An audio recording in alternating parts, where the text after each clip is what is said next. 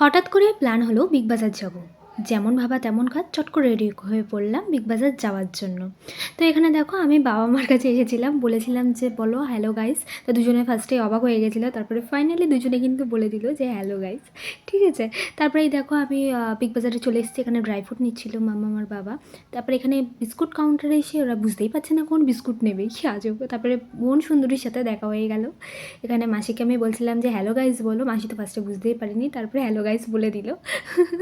তারপরে মা বলছিল যে তুই কী বিস্কুট নিবি বল। আমি বললাম যে এই চকলেট বিস্কুটটা নেবে। তখন বললো আমি নেবো না এটা। কী অবস্থা ভাবতে পারছো। আর একে একটু পোস্ট দিয়ে দিল। তারপরে মা বলছে কী নিবি, তেল নিবি না বিস্কুট নিবি। মাসি তো বুঝতেই পারছে না কী নেবে। তারপরে আমি বাবাকে বলছিলাম কেমন লাগছে শপিং করে বলো। বাবা বলছে কান্না পেয়ে গেল। আমি যে কান্না পেয়ে গেছে, বলছে হ্যাঁ। আর এখানে দেখো আমি কিন্তু শপিং হয়ে গেছে, আমাদের সব মাসকাবারি মাল নেওয়া হয়ে গেছে। ফাইনালি চলে এলাম বাড়িতে। এখন হচ্ছে রেস্ট নেওয়ার পালা, অনেক খাটনি হয়ে গেছে তো হেঁটে এসেছি তো।